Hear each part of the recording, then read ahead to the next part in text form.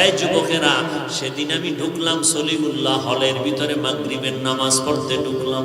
দেখলাম একদল যুবকেরা ফুটবল খেলে, কিন্তু দেখি খেলার মধ্যে আজান যখন হয়ে গেছে, নামাজ যারা পড়ে না তারাও চুপচাপ বইয়া রেস্ট নিতেছে। মুসলমান যুবক কলেজের ছেলেরা সবাই নামাজে গেল। প্রত্যেকটা হলের মধ্যে সুন্দর করে এক একটা মসজিদ দেওয়া আছে, ওযুখানা দেওয়া আছে। আমি যখন ঢুকলাম, অনেক ছাত্ররা আমাকে দেখা দৌড়াই আসছে।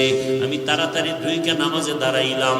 নামাজের পরে পেছনে তাকায় দেখি যুবকদের অভাব নাই সলিমুল্লাহ হলের ভেতরে ঢাকায়।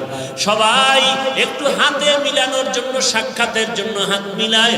একটা যুবক হাতটা লাগায় কানের গোড়ায়, মুখটা লাগায়, কয় হুজুর আপনি দয়া করে আমারে মাফ করবেন, আমি বড় বেয়াদবি করেছি, আপনার বিরুদ্ধে বহু লেখালেখি করেছি ফেসবুকের ভেতরে, আমি জানতাম না, না বুঝিয়া উল্টা পাল্টা লিখেছি।